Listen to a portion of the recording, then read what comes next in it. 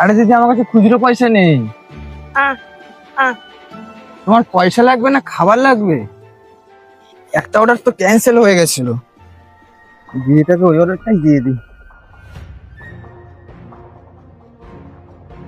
এ নাও দিন।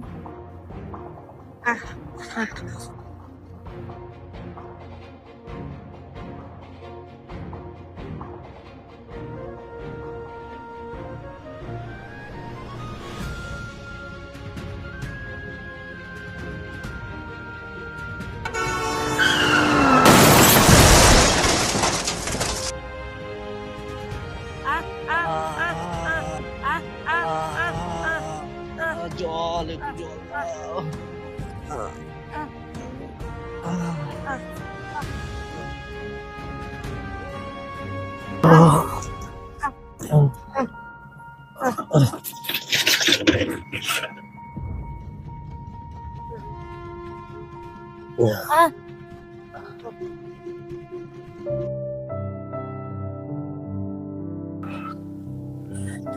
আরে ভাই, এ কি অবস্থা? গাড়ির হেডলাইট ভাঙলো কি করে?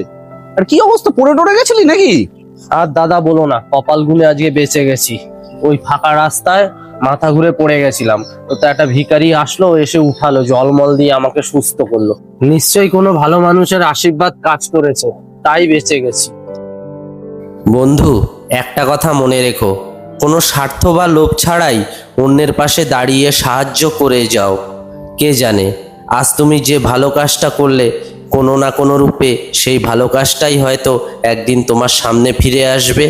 তাই ভালো করো, নিঃস্বার্থভাবে করো, কারণ ভালো কাজ কখনোই বৃথা যায় না।